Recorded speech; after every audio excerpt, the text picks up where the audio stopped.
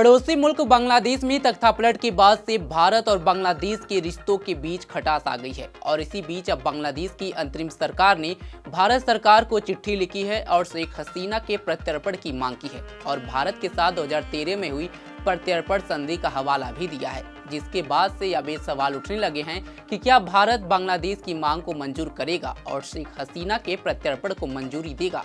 भारत ने बांग्लादेश की चिट्ठी का जवाब क्या दिया, भारत और बांग्लादेश के बीच प्रत्यर्पण को लेकर क्या संधि है, आइए जानते हैं। नमस्कार, मैं हूं सत्येंद्र शर्मा और आप देख रहे हैं punjabkesari.com।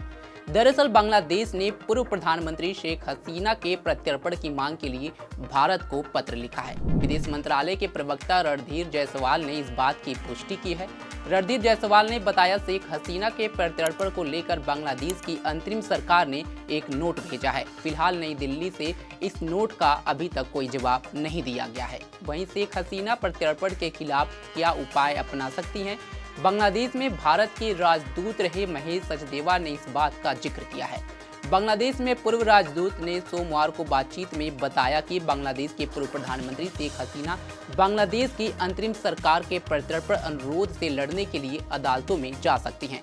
बता दें, पूरा मामला तब शुरू हुआ जब 5 अगस्त को छात्रों के नेतृत्व वाले आंदोलन ने बांग्लादेश के प्रधानमंत्री शेख हसीना को हफ्तों के विरोध प्रदर्शनों और झड़पों के बाद सत्ता से बेदखल कर दिया, जिसमें 600 से अधिक लोग मारे गए थे। 76 वर्षीय हसीना भारत भाग गई और नोबेल पुरस्कार विजेता मोहम्मद यूनुस के नेतृत्व में एक अंतरिम सरकार गठित हुई। 9 दिसंबर को शेख हसीना ने बांग्लादेश की अंतरिम सरकार के मुख्य सलाहकार मोहम्मद यूनुस पर छात्र विरोधी प्रदर्शन का मास्टरमाइंड होने का आरोप भी लगाया था, जिसके कारण उन्हें सत्ता से हटाया गया था। साथ ही उन्होंने यह भी आरोप लगाया था कि यह विरोध प्रदर्शन उनकी सरकार को उखाड़ फेंकने के लिए बारीकी से डिजाइन किया गया था। अब ये सवाल उठता है कि क्या भारत सरकार शेख हसीना के प्रत्यर्पण को मंजूरी देगी। भारत का अगला कदम क्या है। आपको बता दें कि दोनों देशों के बीच 2013 में प्रत्यर्पण को लेकर एक संधि हुई थी।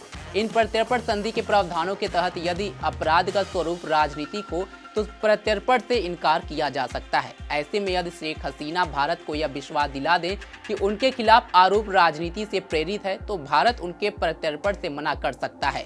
संधि के एक अन्य खंड में कहा गया है कि अपराध के लिए दोषी ठहराए गए व्यक्ति को तब तक प्रत्यर्पित नहीं किया जा सकता है जब तक कि उसे 4 महीने या उससे अधिक की अवधि के लिए सजा न सुनाई गई हो। बता दें, भारत और बांग्लादेश के बीच 28 जनवरी 2013 को प्रत्यर्पण संधि पर हस्ताक्षर हुए थे। भारत के गृह मंत्री ने बांग्लादेश यात्रा के दौरान ढाका में यह हस्ताक्षर किया था। प्रत्यर्पण संधि दोनों देशों के कानून प्रवर्तन एजेंसियों के बीच सहयोग को बढ़ावा देने और आपराधिक गतिविधियों पर अंकुश लगाने में मदद के लिए किया गया था। इस संधि में 13 अनुच्छेद हैं। इन 13 अनुच्छेदों में क्या है, हम आपको उसे बताते हैं। अनुच्छेद 1 के तहत समझौता करने वाला देश इस संधि के प्रावधानों के अधीन एक दूसरे को ऐसे व्यक्तियों को प्रत्यर्पित करने के लिए सहमत है जो किसी एक समझौते वाले देश के भूभाग में पाए गए हों, जिनके विरुद्ध कार्यवाही की गई हो या जिन पर आरोप लगाया गया हो या जो दूसरे देश के न्यायिक प्राधिकारी की तरह से वहां पर रह रहे हों। अनुच्छेद 2 में वर्णित अनुसार प्रत्यर्पित अपराध के करने के लिए न्यायिक रूप से घोषित दंड के प्रवर्तन के लिए वांछित हो। अनुरोधकर्ता देश के भूभाग के बाहर किए गए प्रत्यर्पणी अपराध के संबंध में है। अनुरोध प्राप्तकर्ता देश इस संधि के प्रावधानों के अधीन प्रत्यर्पण प्रदान करेगा यदि उसके कानून तुलनीय परिस्थितियों में ऐसे अपराध के दंड का प्रावधान करते हों।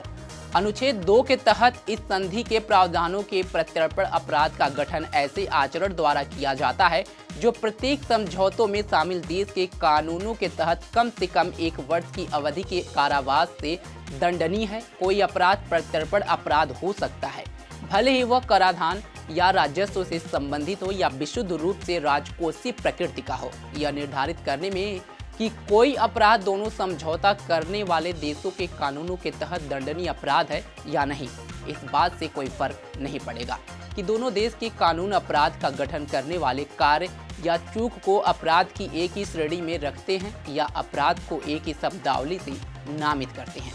प्रत्यर्पण किसी प्रत्यर्पणी अपराध को करने के प्रयास या सहायता उकसाने या उसमें सहयोगी के रूप में भाग लेने के संबंध में भी दिया जाएगा।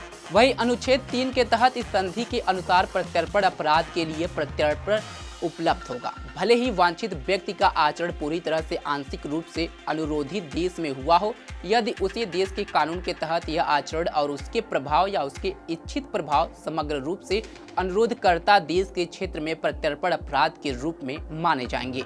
अनुच्छेद 4 के तहत भारत गणराज्य के लिए केंद्रीय प्राधिकरण विदेश मंत्रालय होगा और बांग्लादेश जनवादी गणराज्य के लिए केंद्रीय प्राधिकरण गृह मंत्रालय होगा।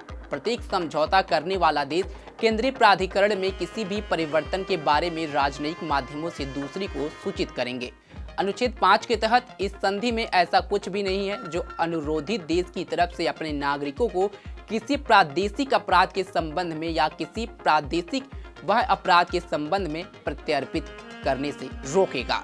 अनुच्छेद 6 के तहत प्रत्यर्पण से इनकार किया जा सकता है यदि जिस अपराध के लिए अनुरोध किया गया है वह राजनीतिक प्रकृति का अपराध है। इस संधि के प्रयोजन के लिए हत्या, गैर इरादतन हत्या, आतंकवाद, बम विस्फोट समेत अन्य अपराधों को राजनीतिक चरित्र का अपराध नहीं माना जाएगा। अनुच्छेद 7 के तहत प्रत्यर्पण के अनुरोध को अनुरोधित देशों की तरफ से अस्वीकार किया जा सकता है यदि जिस व्यक्ति का प्रत्यर्पण मांगा गया उस पर उस देश की अदालत में प्रत्यर्पण अपराध के लिए मुकदमा चलाया जा सकता है। जहां अनुरोधित देश इस अनुच्छेद के पैराग्राफ 1 में बताए गए कारण से प्रत्यर्पण के अनुरोध का अस्वीकार करते हैं तो वह मामले को अपने समक्ष प्राधिकारियों के समक्ष प्रस्तुत करेगा ताकि अभियोजन पर विचार किया जा सके। वे प्राधिकारी उसी तरह से अपना निर्णय लेंगे जैसे उस राज्य के कानून के तहत किसी गंभीर प्रकृति की अपराध के मामले में लिया जाता है। यदि सक्षम प्राधिकारी ऐसे मामले में अभियोजन न करने का निर्णय लेते हैं तो इस संधि के अनुसार प्रत्यर्पण के अनुरोध पर पुनर्विचार किया जाएगा।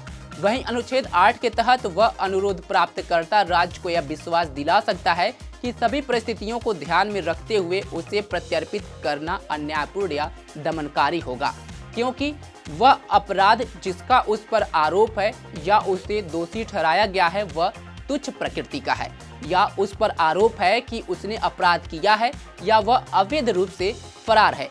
जैसे भी मामला हो तब से वो समय बीत चुका है या उसके विरुद्ध आरोप न्याय के हित में सद्भाव पूर्वक नहीं लगाया गया है, या वह अपराध जिसका उस पर आरोप है या उसे दोषी ठहराया गया है वह सैन्य अपराध है जो समान आपराधिक कानून के अंतर्गत भी अपराध नहीं है। किसी व्यक्ति को प्रत्यर्पण अपराध के लिए दोषी ठहराया गया हो तो उसे तब तक प्रत्यर्पित नहीं किया जा सकता है जब तक कि उसे 4 महीने या उससे अधिक अवधि के लिए कारावास या अन्य प्रकार की हिरासत की सजा न दी गई हो।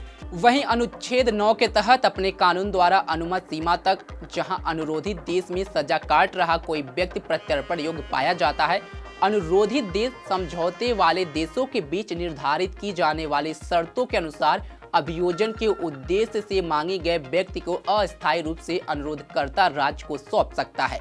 अस्थायी समर्पण के बाद अनुरोधित राज्य को लौटाए गए व्यक्ति को इस संधि के प्रावधानों और अनुरोधित देश के मौजूदा कानून के अनुसार लगाए गए किसी भी दंड को पूरा करने के लिए अंततः अनुरोधकर्ता देश को सौंपा जा सकता है। वही बात करें अनुच्छेद 10 की तो यहाँ पर प्रत्यर्पण प्रक्रियाओं का जिक्र है। इस संधि के तहत प्रत्यर्पण का अनुरोध राजनयिक माध्यम से किया जाएगा। साथ ही अनुच्छेद 11 में प्रोविजनल अरेस्ट को लेकर यहाँ पर जिक्र किया गया है। अत्यावश्यकता की स्थिति में एक दूसरे देश में वांछित व्यक्ति को प्रोविजन रूप से गिरफ्तार करने का अनुरोध कर सकता है। ऐसा अनुरोध लिखित रूप से किया जाएगा और राजनयिक चैनलों के माध्यम से अनुरोधित राज्य के केंद्रीय प्राधिकरणों को प्रेषित किया जाएगा। वहीं अनुच्छेद 12 की बात करें तो इसमें विशेषता का नियम है, जिसमें इस संधि के तहत अनुरोधकर्ता देश के क्षेत्र में वापस लौट गए किसी भी व्यक्ति के साथ इस अनुच्छेद के पैराग्राफ 2 में वर्णित अवधि के दौरान अनुरोधकर्ता देश के क्षेत्र में उसके द्वारा उस क्षेत्र में वापस भेजे जाने से पहले किए गए किसी भी अपराध के लिए या उसके संबंध में कार्रवाई से जुड़ा है। वहीं आपको बता दें कि जो आखिरी अनुच्छेद है 13, जिसमें सबूतों से जुड़ा हुआ मामला है, जिसको दिखाकर अगर शेख हसीना ये साबित कर सकती हैं कि यह पूरा मामला राजनीति से जुड़ा है तो प्रत्यर्पण से बच सकती हैं। फिलहाल बांग्लादेश की चिट्ठी पर भारत सरकार क्या जवाब देती है, इस पर सभी की निगाहें हैं। फिलहाल इस खबर पर आपकी क्या राय है, कमेंट बॉक्स में हमें जरूर बताएं। ऐसे ही देश दुनिया की तमाम खबरों के लिए जुड़े रहें हमारे साथ और देखते रहें punjabkesi.com। धन्यवाद।